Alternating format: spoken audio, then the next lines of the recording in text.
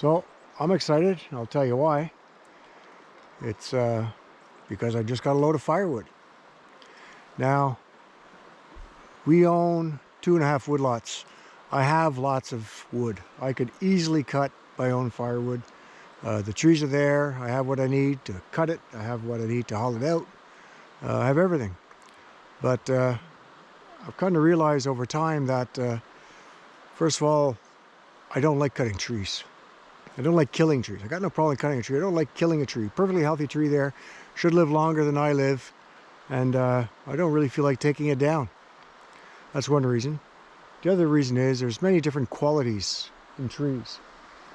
And what burns the best around here is something called yellow birch. I don't have much yellow birch. I have some, but I don't have much. What I do have, it's good. I burn well. There's nothing wrong with it. It's great. But I'm always about habitat. And things like the grouse, they like budding in it. Anyways, it's not long if you have a woodlot that if you keep on cutting it and keep on cutting it, that you don't have a woodlot anymore. You got a denuded forest. So I did a cost analysis, and with the cost of gasoline for the snow machines to take it out and everything, buying it as I buy it isn't much more expensive than actually cutting it. I also save a ton of work, and it's also much safer. Whacking down a tree always has a risk to it, and when you have the logs in your yard delivered, you save money basically on fuel. You save a lot of time, and there's a big safety factor. So I'll show you what I got. This collapsed garage is this year's wood. My year's ready 2 years in advance, so it collapsed last winter.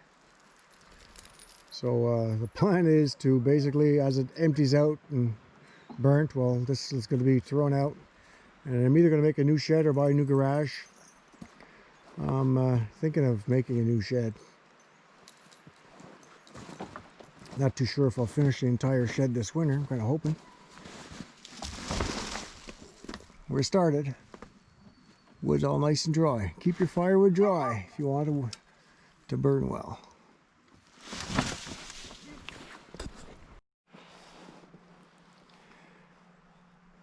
This is next year's firewood, and maybe a little bit more than next year actually. This used to do for 2 years when we were gone at work all day, but now that we're retired, it does about 1.5 years, because obviously when you're home, every time you pass in front of the wood stove, you say, let's throw another log in. So it goes down quite a bit quicker. And here you have it. 14630 kilos. So 14.63 metric tons of yellow birch.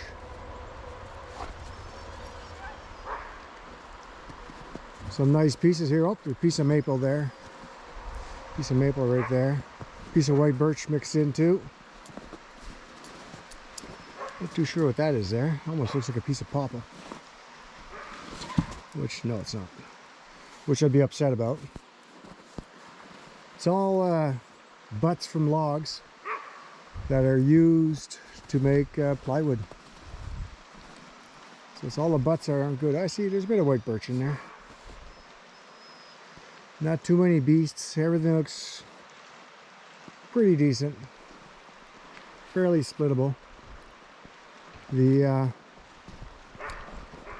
metric ton gives you 1.2 face cords. In other words, 4 feet by 8 feet by 16 inches. So there's some nice pieces there.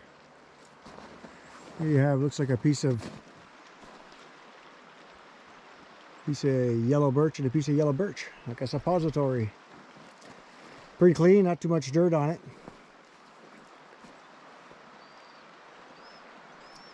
And this will keep me busy for a bit. Split it all by hand. with them all.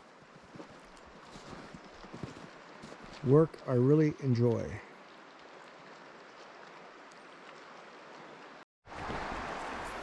So 14.6 tons times 1.2, it's going to give me, I don't know, about 17 cords of firewood.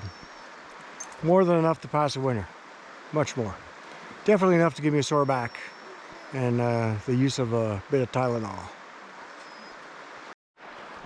So sometime in the future, you should see a video on processing this wood bit by bit. Doesn't take long to whack it into 16-inch lengths. That's pretty quick. The splitting is not as quick, obviously. One reason is because I don't want to burn myself out. So when I start splitting, I'll start with an hour and a half in a day, and then work my way up maybe to 3 or 4 hours splitting in a day. And it's hard on the shoulders. I want to have cold weather because it's really, really easier to split when the weather's cold. We haven't had any cold weather yet. Usually happens in February, March.